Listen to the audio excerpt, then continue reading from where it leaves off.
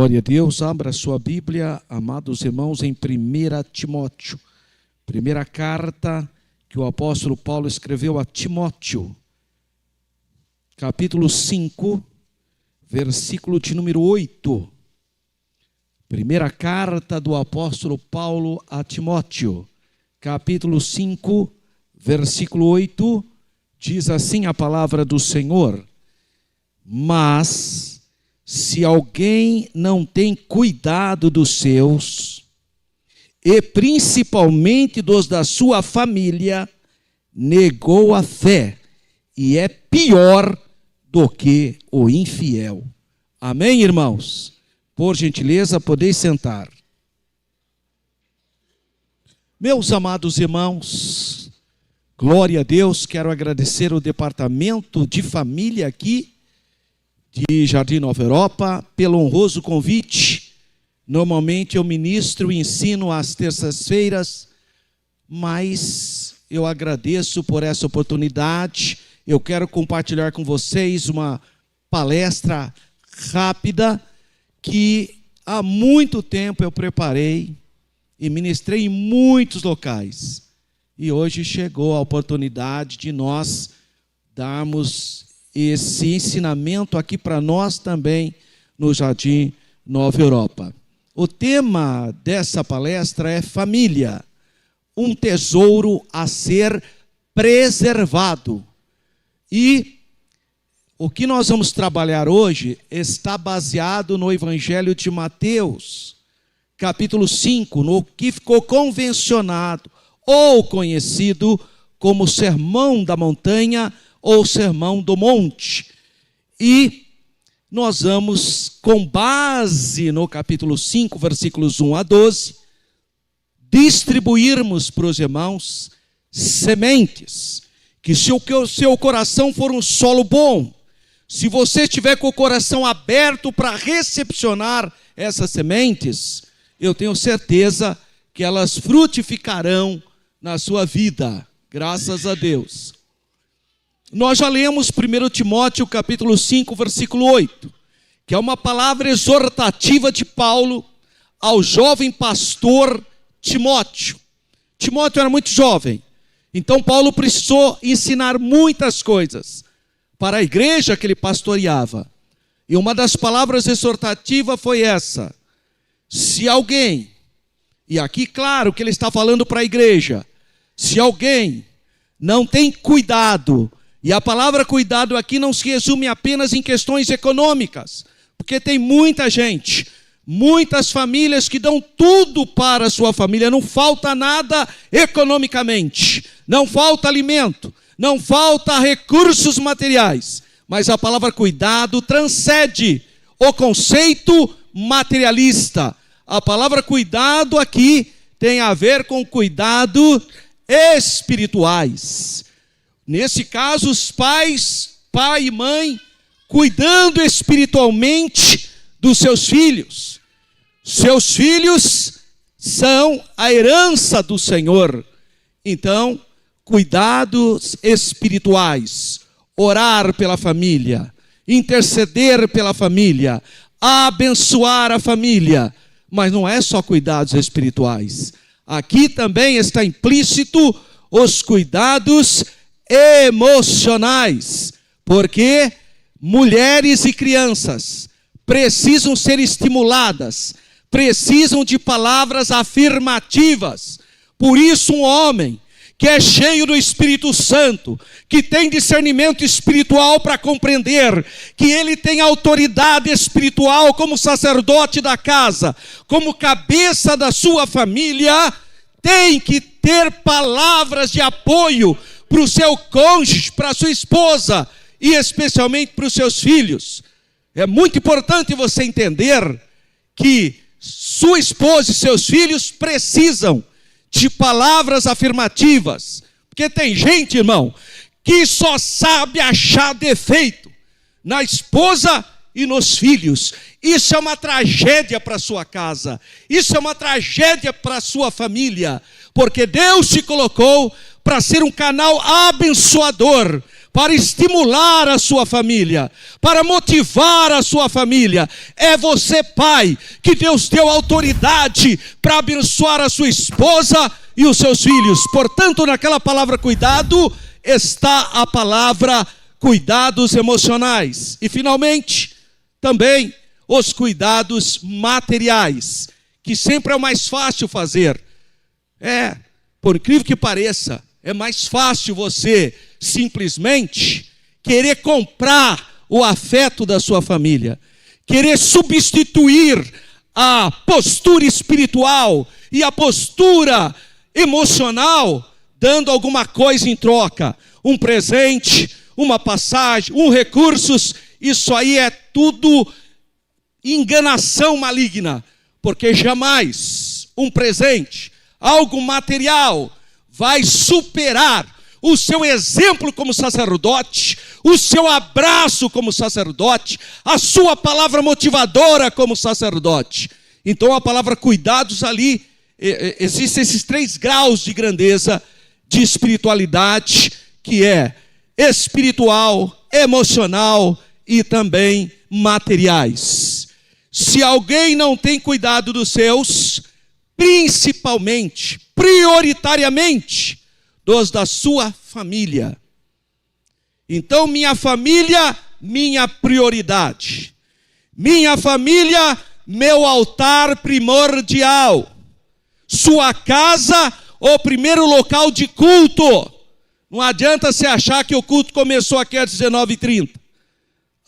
Fica o dia inteiro com conflitos, com obras da carne. Aí entra na igreja marchando às 19h30, achando que vai começar o culto. O culto começa a hora que você acorda, meu irmão. O culto começa a hora que você desperta do seu sono, já dando graças a Deus pela noite abençoada que o Senhor te deu.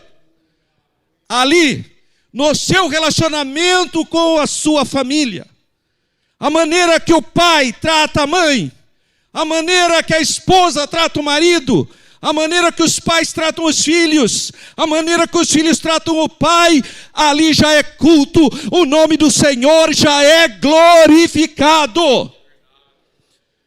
Se você vir com esse princípio de restauração do altar primordial que está lá na sua casa, a hora que você entrar aqui, os céus se abrem sobre você, glória a Deus. Se alguém não tem cuidado dos seus, principalmente dos da sua família, negou a fé. Olha a seriedade espiritual dessa palavra exortativa. Se trata mal a família, se é indiferente em relação à esposa, se é indiferente em relação ao marido, se é indiferente às necessidades basilares dos seus filhos, você está negando a fé. E se parasse por aqui estava bom, né? Mas aí ele vai fazer um elemento comparativo. Ele vai dizer, e é pior, não é igual, hein? É pior que o infiel, porque por incrível que pareça, tem gente que não conhece Jesus, tem gente que não conhece a Deus, tem gente que nem acredita em Deus, mas cuida da família com todo zelo e com todo carinho. Então tem gente que é pior que o infiel. Que Deus nos livre disso, irmão. Que essa palavra exortativa me incomoda, me perturbe, para eu dar prioridade para minha casa, para minha família. Graças a Deus. O que nós vamos fazer nessa palestra dessa noite? A primeira do mês de maio, mês do Dia das Mães, segundo domingo, mês da família. Nós vamos compartilhar sementes. Irmão, não tem nada pronto. Ai, pastor, pensei que no primeiro dia já ia sair transformado. Não, eu vou te dar uma sementinha. Se você cuidar da semente, ela vai brotar, vai crescer e vai dar fruto. Mas é você que tem que fazer isso. A semente será entregue hoje. Você acolhe, cuide dela, que ela vai germinar, ela vai gestar, ela vai dar fruto. São sementes que eu quero compartilhar com vocês nessa noite. E a primeira sementinha que eu quero compartilhar com os irmãos está no Evangelho de Mateus, capítulo 5, versículo 3. O Senhor Jesus diz: bem-aventurados pobres de coração, de espírito ou de coração, porque deles é o reino dos céus. A expressão aqui, pobreza de espírito, hoje, para o nosso entendimento, ficou meio estranho, né? Porque as pessoas xingam, né? Que pobreza de espírito. Então, não é algo positivo. Mas a ideia do versículo é bem-aventurados os humildes. A ideia da pobreza do espírito aqui é humildade. E essa é a primeira sementinha que eu quero compartilhar com você. Quer ter um casamento abençoado?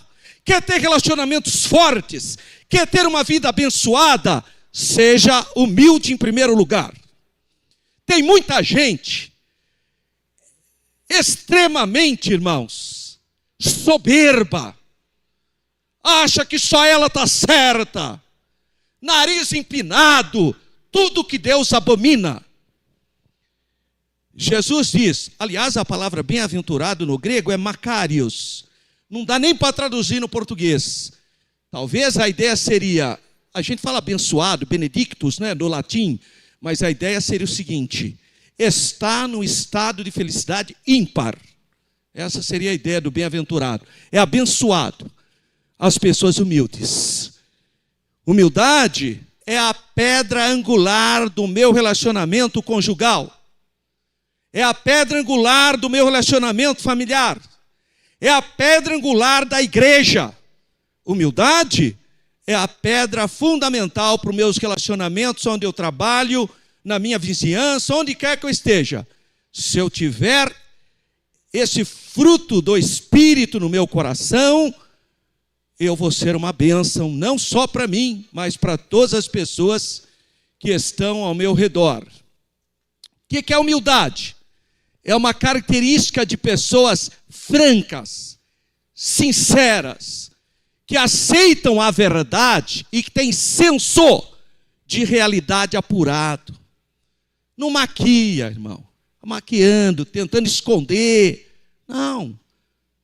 Tem que enfrentar os seus medos e buscar apoio.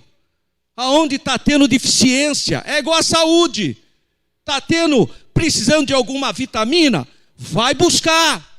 Se alimenta de algo, sei lá eu. Tem que ter coragem de enfrentar, de buscar ajuda, buscar apoio. São pessoas que conhecem seus erros e também os seus acertos com a mesma naturalidade, reconhecendo a nossa natureza, que nós somos frágeis, nós somos pó, e por mais que a gente lute, em algum momento nós temos as nossas dificuldades. Não subestimam ninguém, não supervalorizam. Pessoas que se apegam ao erro de alguém, fica toda hora jogando na cara do seu cônjuge. Mas você fez isso, mas você fez isso. Isso mostra a sua fragilidade espiritual. Porque Jesus tem nos perdoado muito mais do que do que nós recebemos de ofensa. Mas a dificuldade de ter a humildade e a sensibilidade de reconhecer o grande amor de Deus. O que diz a oração do Pai Nosso? Pai nosso que estás nos céus, perdoai as nossas ofensas. Como? Assim como nós perdoamos a quem nos tem ofendido. Reconhecer, irmão, não subestimar, não supervalorizar fatos, pessoas, coisas ou a si mesmo. Em outras palavras, aceite o seu cônjuge como ele é, aceite seus filhos como eles são. Aceite, irmão. Por quê? Porque Deus criou assim. Eu não sei porque tem gente que fica, muda a minha esposa, Jesus. Muda. E tem crente capitalista, né, que vai orar, que é lucro imediato. Muda agora, agora, agora. Tem que ser agora, irmão. Não pode ser nenhum processo. Sabe? Fora aqueles irmãos. Aqui não tem. Graças a Deus que no Nova Europa não tem. Mas eu já ouvi crente orando, Jesus, queima a minha esposa. Olha, irmão. Eu imagino uma tocha caindo e torrando a irmã. O que você está dizendo com essa oração? Que a culpa é da sua esposa. É ela que tem que ser mudada, Jesus. É ela que é um problema. Ou a irmã orando: meu Deus, esse meu marido não tem mais jeito. Leva ele embora para a glória. Olha, querendo ficar viúva. Não pode, irmão. Você tem que ter a humildade para fazer a oração que o salmista faz no Salmo. Ele não pede para os outros serem mudados.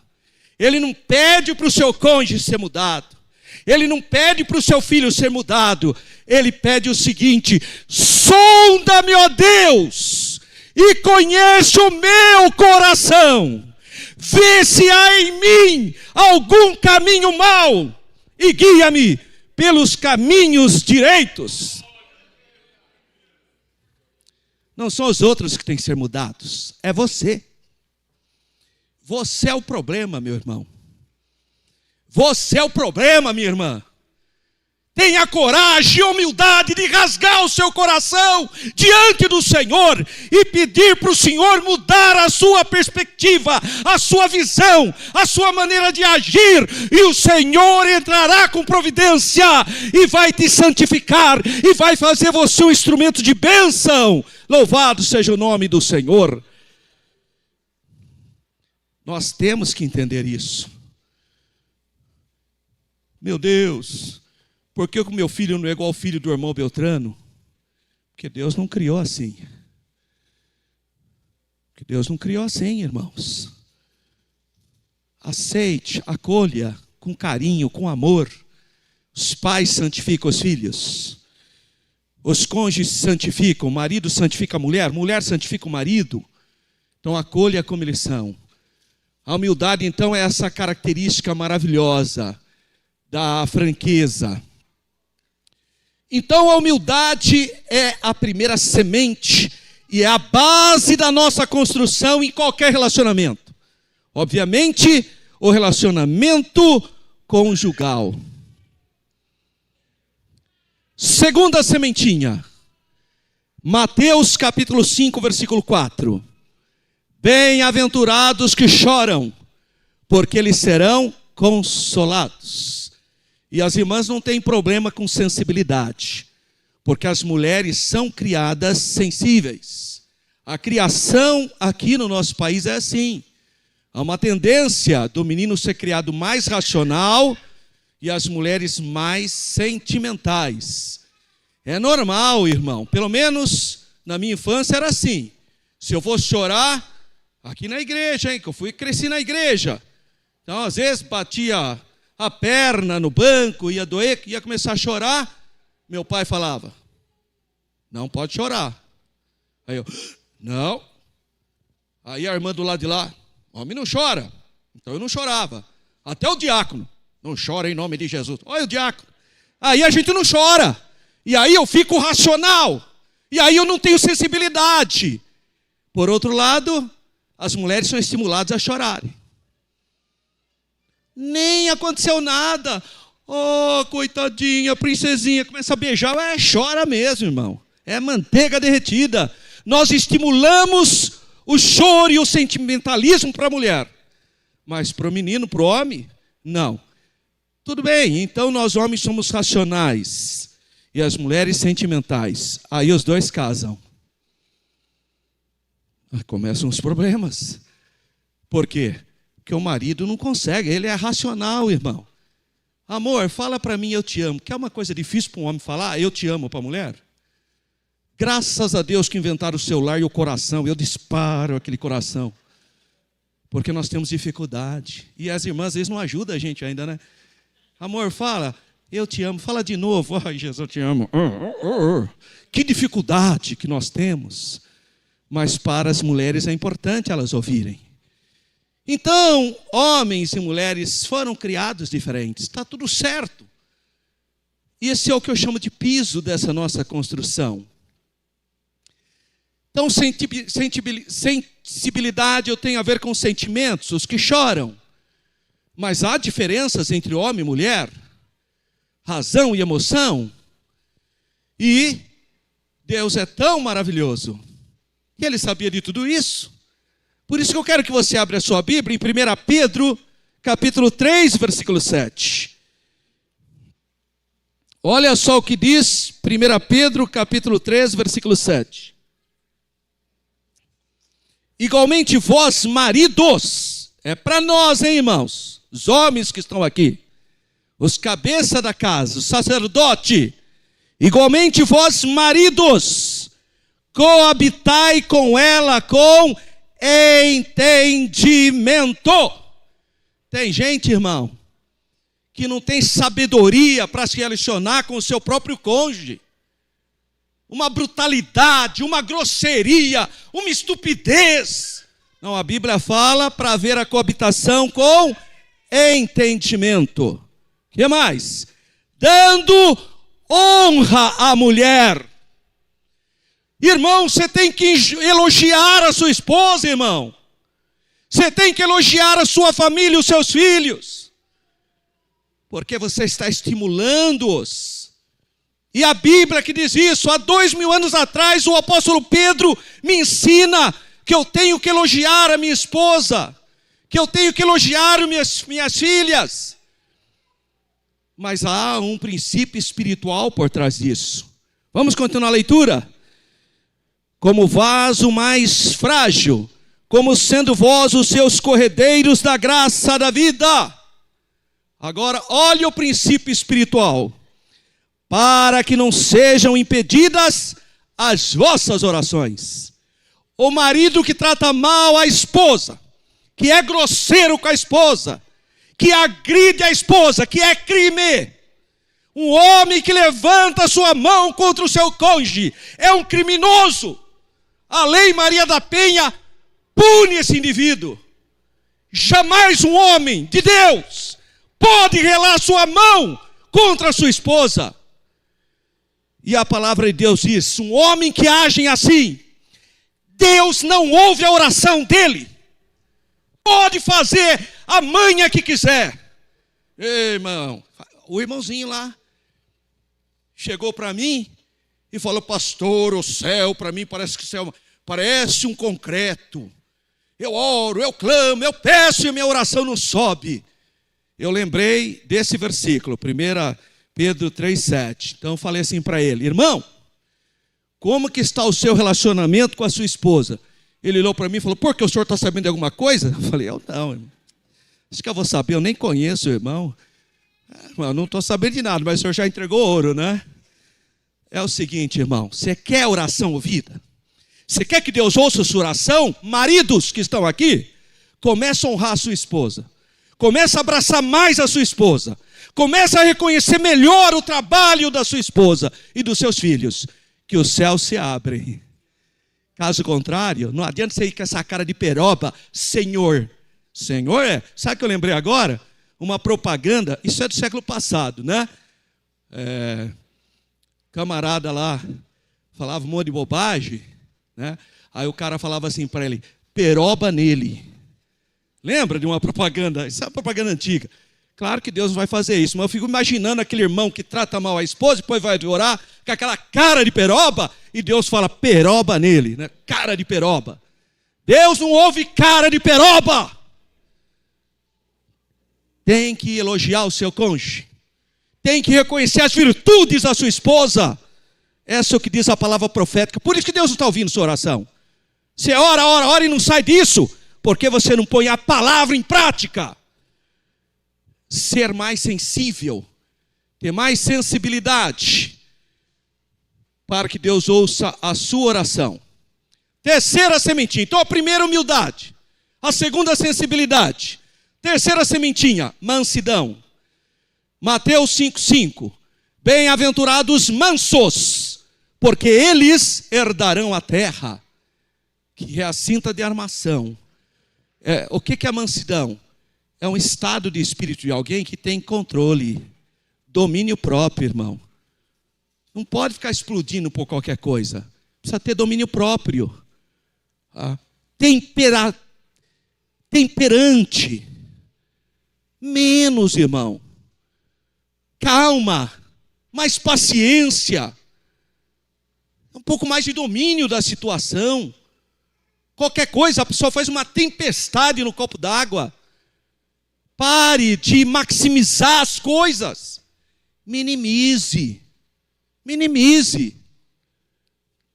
Então a mansidão é fundamental para a nossa família. A Bíblia fala isso, que a palavra mansa traz paz, traz concordância. Se a pessoa vem com aquela gritaria, você, tá bem, depois a gente conversa.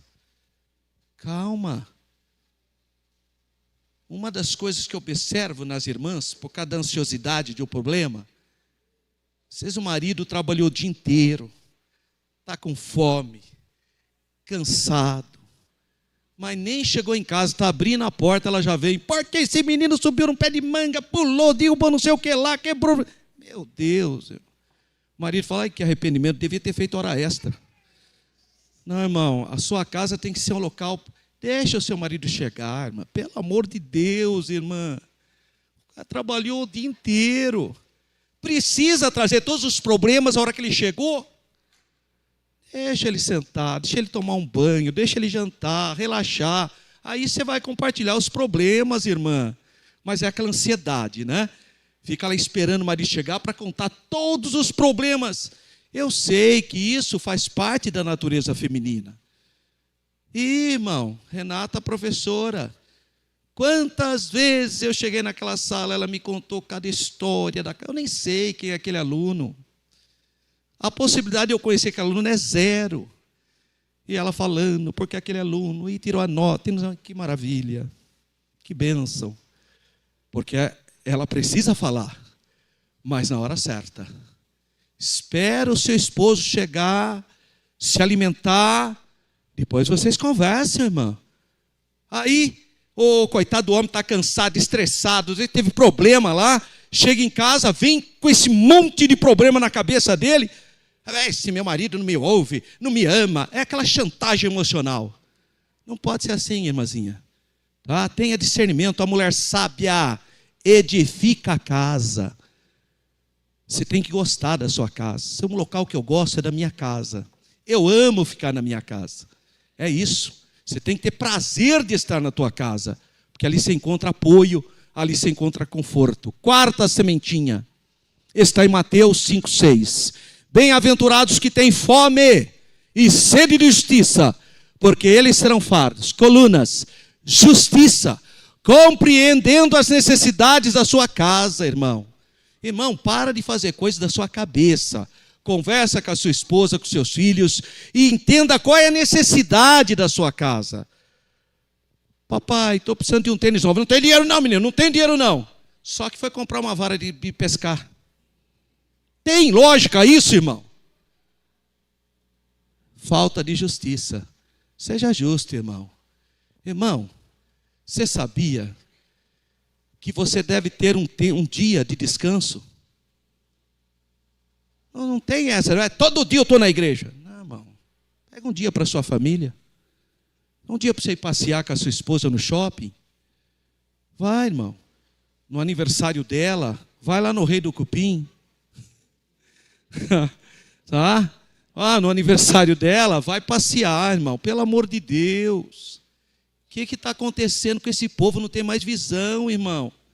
Invista no seu casamento, vai passear, pega na mão da irmã, vai passear no shopping, vai aqui no bosque aqui que nós temos, vai passear, irmão, vai andar um pouco. Então cuidado, faz uma viaginha, se organize, se planeje. Invista na sua casa. Quantas vezes eu com as crianças pequenas tinha essa regra. Como eu congregava na sede, terça-feira não é o culto lá de cima, é sexta. Na terça-feira, porque na segunda eu estava na câmara, na quarta também. Então na terça era o dia da minha família. Então terça-feira era o dia elas faziam o que quisessem. Ai, papaizinho, quero comer pizza. Tá bom, vamos para pizza. Pipoca, vem assistir um filme. Não tem nada a ver comigo aqueles desenhos, mas eu ficava lá assistindo, comendo pipoca. Só que antes eu fazia o culto doméstico. Toda terça-feira tinha o cultinho básico, irmão. Não, pastor, não dá para eu fazer o culto doméstico porque não tem banda na minha casa. Ai, Jesus amado. Não precisa, irmão. Não precisa de instrumento. Era eu, a Renata e a Yasmin, a Laila. Eu cantava, Renata lia a Bíblia, Yasmin orava e a Laila tirava oferta, porque nós tirávamos oferta do culto, que ia para as missões. A Lailinha ficou especialista em tirar oferta. Então é uma coisa simples, é 20, 25 minutos, é uma coisinha rápida. E depois é o dia delas, é o dia da família. Você precisa ter um dia para a sua família. Invista na sua casa. Isso é justo diante de Deus e dos homens também. Quinta sementinha, Mateus 5,7. Bem-aventurados misericordiosos, porque eles alcançarão misericórdia. E aqui eu estou falando de solidariedade, misericórdia. Meu Deus, hoje os casais, os dois trabalham. A esposa trabalha, o marido trabalha. Não dá mais, irmão, para você deixar aquela cozinha gigante para sua esposa sozinha cuidar. Tem que dividir as tarefas na casa, isso é normal. Não, irmão. Homem que é homem não lava a louça. Quem que falou isso para você? Quem que disse isso para você? Eu aprendi com meu pai. Meu pai tem 90, 80, 87 anos meu pai tem. Até hoje, meu pai e minha mãe lavam a louça os dois juntinhos. Eu aprendi com meu pai, não tenho nenhum preconceito com isso. Se precisar lavar a louça, eu já fiz comida, já limpei a casa, eu não tenho problema, irmão. Eu faço com maior alegria, porque eu quero ver minha esposa bem. Se ela estiver doente, eu assumo tudo. Não tem problema não. Chama-se solidariedade. Quando a Renata tinha acabado de dar luz na Yasmin, a Yasmin chorava muito, acho que dorzinha, né, na barriga. E a Renata tinha que acordar cedo para dar aula. Eu dava aula também, só que eu dava tarde, ela de manhã. E eu tinha uma dó, porque eu falava, nossa, e a Laila e a Yasmin chorava. O que eu fazia? Pegava, eu levantava. Porque tem irmão que finge que está roncando, irmão. Bebê gritando. Aí ele dá, o que é isso, irmão? Eu levantava, pegava lá e ficava com a menininha aqui, ó. Pegava a Yasmin, aí ela dormia. Quando eu ia colocar no bercinho, ela gritava. Irmãos, eu acho que eu fiquei um mês inteiro nessa, todo dia ela acordava de madrugada, era impressionante. Um dia eu vim aqui na igreja, e eu estava parado ali na porta, porque eu saía da escola às 18, eu dava aula até 18h20, na escola estadual Dom Barreto, e aí eu fui direto para a sede, peguei a Bíblia, e como eu não estava de paletó e nem de gravata nada, que eu tinha acabado de dar aula, eu fiquei lá na porta junto com os diáconos, e fiquei com a minha Bíblia assim. E o pastor pregando, acho que era o pastor Takayama, estava cheia a igreja. E aquela bênção. E eu estava assim, irmão. De repente eu comecei a fazer assim, ó. Eu estava condicionado. E eu ficava lá, glória a Deus. Glória a Deus. Com a Bíblia assim, ó. Aí o diácono falou, ô irmão Alberto, o que é isso? O senhor está carregando a Bíblia que nem um bebezinho? Eu falei, irmão, é que todo dia, às 3 horas, Yasmin acorda. E eu tenho que cuidar dela. Ele sorriu para mim e falou, isso passa, irmão. E passou mesmo. Olha a Yasmin hoje, 4º ano de medicina. Olha que coisa linda, né? Passe, irmão. Seja solidário com a sua esposa. Culto, irmão. Não é só você que tem que carregar o seu bebezinho. Viu, irmã? Os pais têm que carregar. É paternidade isso. Curta, porque passa muito rápido. Agora, irmão, a irmã fica o culto inteiro carregando o bebê. E o pai, aleluia. Olha, irmão. Reparte, irmão, fica 1 hora cada um. Mesmo no púlpito, eu descia do púlpito, ia pegar a menininha e ficava lá. E outra, nós temos berçário. Você está vendo que a criança está berrando aqui, porque isso aqui toca no ouvidinho dela. Pelo amor de Deus, vai dar água para essa criança, meu irmão. Minha irmã. Não tem proatividade, não tem bom senso, que atrapalha toda a coletividade.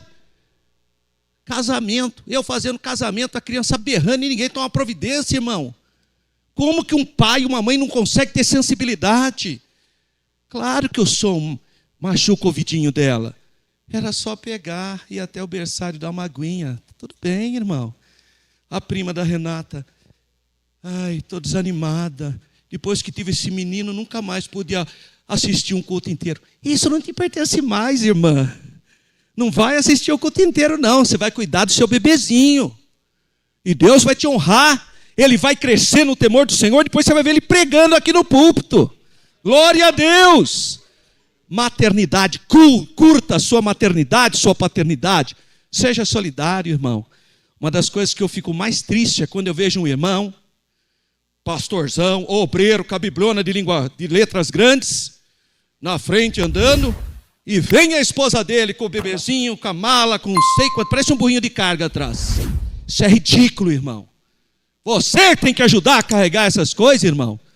Outra coisa que me choca, e eu vejo direto isso na igreja. Você chama o casal, o irmão vem correndo na frente e a irmã lá atrás. Isso é ridículo, irmão. Pega na mão da sua esposa, venha com carinho junto. Por que essa correria?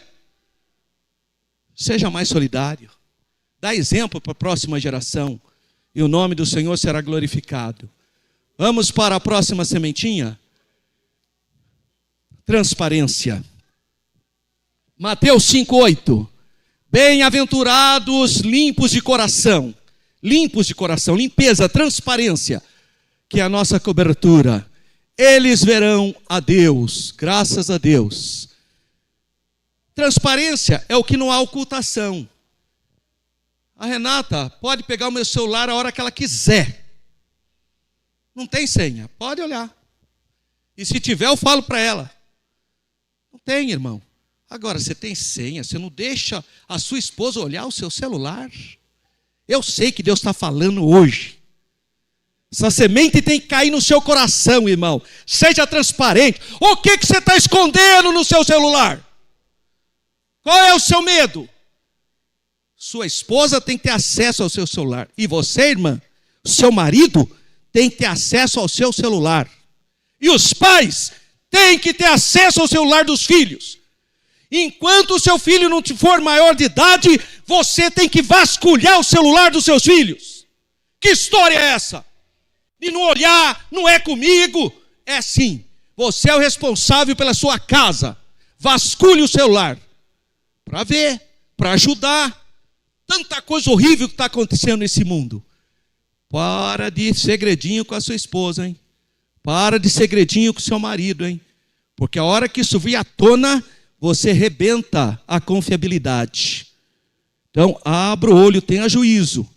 Por meio da transparência, a pessoa é o que é. Não precisa fazer nenhum tipo de teatro. Transparência obriga a pessoa a se conhecer e a tomar-se cuidados. Tem que ter, irmão, cuidado entre si. Você deve conhecer muito o seu cônjuge. É muito, irmão. Em outras palavras, irmã, você tem que ser especialista do seu marido. Um olhar dele você vai conhecer. Irmã, você tem que ser especialista da sua esposa. Uma atitude você já tem que perceber. Seja especialista do seu cônjuge, da sua casa, dos seus filhos. Não se preocupe com os outros. Não vai querer ser especialista na vida dos outros. Não. Seja especialista no seu cônjuge. Você deve conhecer profundamente o seu cônjuge. Seu cônjuge tem que ter acesso e tudo tem que ser transparente para ser uma relação saudável. 7ª sementinha. Está em Mateus 5:9. Bem-aventurados pacificadores, porque eles serão chamados filhos de Deus. Pacificadores. Irmã e irmão, nós temos que ser pacificadores. Tem um monte de gente aí que é belicosa, só briga, qualquer coisa já explode, nervosinho. Pode parar com isso, irmão, é paz. Apaziguamento. Deus nos chamou para paz. Você tem que ser um instrumento de paz. Podemos compreender a pacificação como um ensino para desenvolvermos uma vida espiritual profunda. Porque essa espiritualidade é gerada pelo fruto do Espírito em nós. Para construirmos um lar cheio de paz, eu preciso de mansidão. Lembra da mansidão? mansidão e paz são elementos do chamado fruto do Espírito. É isso que diz Gálatas 5:22. Mas o fruto do Espírito é a caridade, o gozo, a paz, olha lá, ó, bem grandão, paz, longanimidade, benignidade, bondade, fé, mansidão e esperança. O fruto do Espírito. Olha lá, são o quê? 9 elementos ou aspectos do fruto. Não é plural, fruto do Espírito é singular mesmo. Obras da carne é plural, obras da carne. Agora, fruto do Espírito, fruto é singular, porque fruto é o amor que tem esses aspectos, esses 9 aspectos, dentro do que nós chamamos fruto do Espírito. 8ª sementinha, além da paz, das palavras de paz, resistência jubilosa. É aqui que eu fecho. Mateus 5, versículos 10 a 12. Bem-aventurados que sofrem perseguição por causa da justiça, porque deles é o reino dos céus. Exultai e alegrai-vos, porque é grande o vosso galardão nos céus. Graças a Deus. Força que defende o organismo do desgaste da doença, porque o tempo está passando para todo mundo. E a gente fica doente. E a gente tem, às vezes, um dos cônjuges pede um emprego, mas vocês vão ter resistência. Eu lembro que eu era vereador na cidade de Jundiaí, acabou meu mandato, não tinha emprego. E eu preocupado, eu falei, Renato, eu acho que eu vou procurar qualquer emprego, porque eu estou desempregado. Eu vou trancar minha faculdade, eu fazia direito lá. Eu vou parar com a minha faculdade, porque não dá. Sabe o que ela falou para mim? Não, você não vai parar não. Eu vou pagar a sua faculdade. Eu estou trabalhando. Não, Renato, não, eu vou pagar. Vai continuar, não tem problema. Até Deus abriu uma porta para você de novo. Resistência jubilosa, irmãos. O casal é junto, trabalha junto, um ajuda o outro. A hora que um está cansado, o outro está com fome, o outro está com dificuldade, é a hora de você estar ali junto, para ajudar a carregar. É a família, isso é família. Resistência jubilosa na melhor idade, ou seja, na terceira idade, por exemplo. E aqui eu quero contar uma história para vocês. É a história dos 2 velhinhos que estão em uma cadeira de balanço, cada um numa cadeirinha, balançando no cair da tarde, quase anoitecendo, em uma fazenda. É mais ou menos assim. Casal de velhinhos, caipiras, observa a noite do sobrado do sítio, sentado cada um numa cadeira de balanço. E a cadeira faz o barulhinho, né? Rec, rec, rec.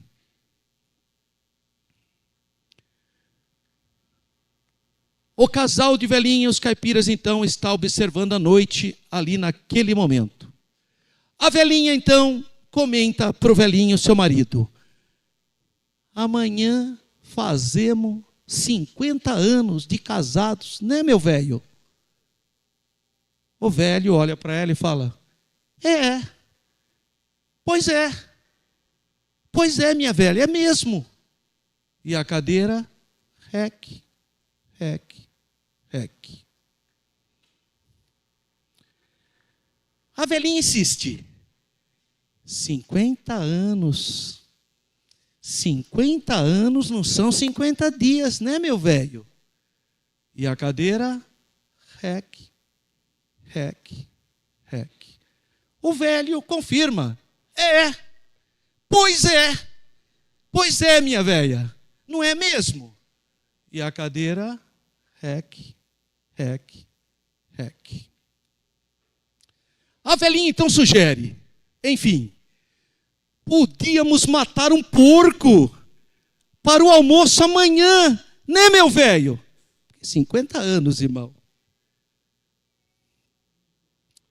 O velho, após minutos de reflexão, diz: para que é que a gente vai castigar o porco por causa disso?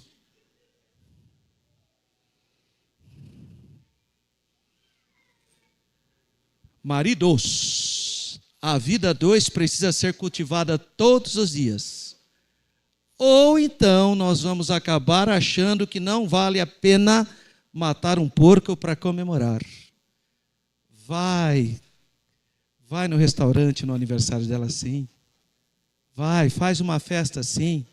Comemora. O tempo está passando, pelo amor de Deus. Você fica guardando dinheiro além do que é justo. Você vai morrer e não vai fazer nada com o dinheiro. Eu conheci uma irmãzinha assim lá em Jundiaí, tadinha. Guardou dinheiro, não viajava, não ia para lugar nenhum, só guardava dinheiro. Morreu. O marido dela pegou todo aquele dinheiro, comprou uma casona, com piscina, um carrão e casou com uma novinha. Pelo menos ela está no céu, né, irmã? Menos mal, né? Glória a Deus. Então, abra o olho, invista um pouco na sua família. As 5 colunas que ancoram o amor: fidelidade, amizade, santidade, apreciação e submissão devocional. Como cristão, que devo fazer para melhorar o meu relacionamento conjugal? Só versículos bíblicos. Salmo 139, versículo 23 e 24. Sonda-me, ó Deus, e conhece o meu coração, prova-me e conhece os meus pensamentos, e vê se há em mim algum caminho mau, e guia-me pelo caminho direito. É a oração para Deus, muda eu. Eu preciso ser mudado. Eu preciso orar para Deus mudar o meu procedimento.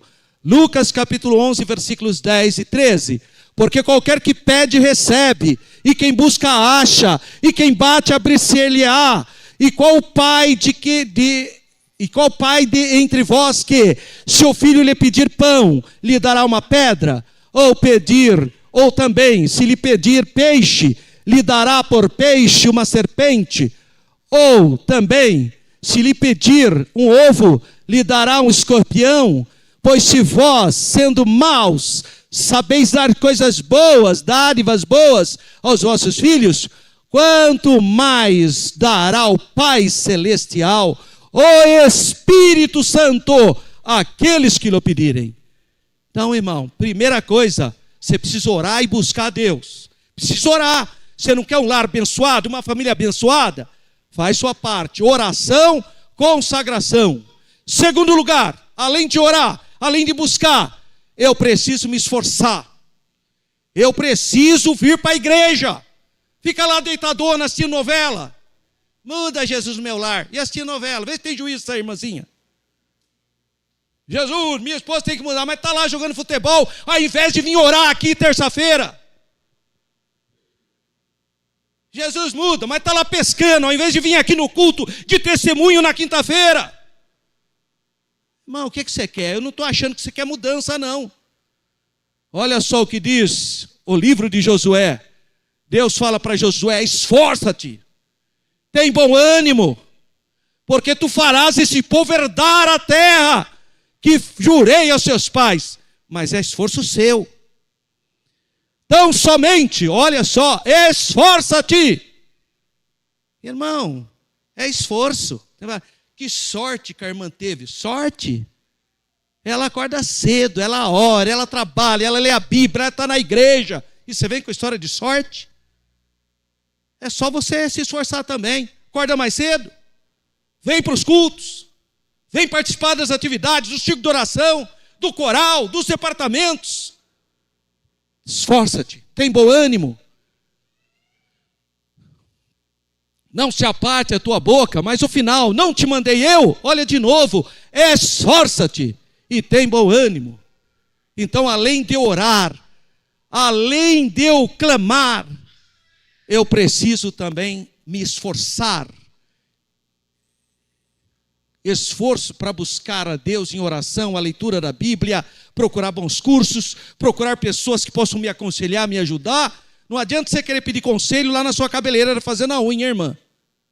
Ela não tem, pode até ser que tenha alguém lá que tenha essa, mas normalmente, salão de cabeleireiro, eu acho difícil te dar um bom conselho. Também não adianta você pedir conselho para a dona que está varrendo a rua do seu lado lá, a sua vizinha. Você tem que buscar homens e mulheres de Deus, pessoas de oração, pessoas que conhecem a Bíblia, para acrescentar valor espiritual na sua vida. Terceiro lugar, tira os impedimentos culturais. Olha só, João 11. Jesus, pois, movendo-se outra vez, né? Ele está falando aqui de Lázaro. disse: tirai a pedra. Todos aqui concordam comigo? Se Jesus olhasse para aquela pedra e fizesse assim com a mão, a pedra saía ou não saía? E se Jesus olhasse para a pedra e fizesse assim, ó, a pedra saía ou não saía? Só que ele falou: tirai a pedra. É você que tem que tirar a pedra. Você tem que fazer sua parte. Você tem que se esforçar. Você tem que falar não para o pecado. Você tem que tomar uma posição, meu irmão, minha irmã. Tem coisas que você tem que querer. Se você não quiser, não vai ocorrer. Você não quer. Você tem que querer ser batizado no Espírito Santo. Você tem que querer que a sua família seja uma bênção. Você tem que ter sonhos, projetos, dedicação. E eu fecho aqui com 2 versículos. Hebreus 13:4. Venerado seja entre todos o matrimônio e o leito sem mácula. Porém, nos que se dão à prostituição e aos adúlteros, Deus os julgará. E 1 Timóteo 5:8. Mas se alguém não tem cuidado dos seus, principalmente dos da sua família, negou a fé e é pior que o infiel. Que Deus nos ajude. Curve sua cabeça. Pai Santo, Deus bendito, te louvamos, meu Deus, pela exposição da tua palavra. As sementes foram entregues. Meu Deus, que cada coração possa acolher essa semente. Querido Espírito Santo, faz germinar, envia, Senhor, a chuva seródia, rega esse jardim e faz germinar a semente e produza árvores frutíferas, para que cada família seja um altar santificador, seja um local de harmonia e de alegria. Abençoa cada família aqui presente, em nome do Senhor Jesus. Amém. Graças a Deus.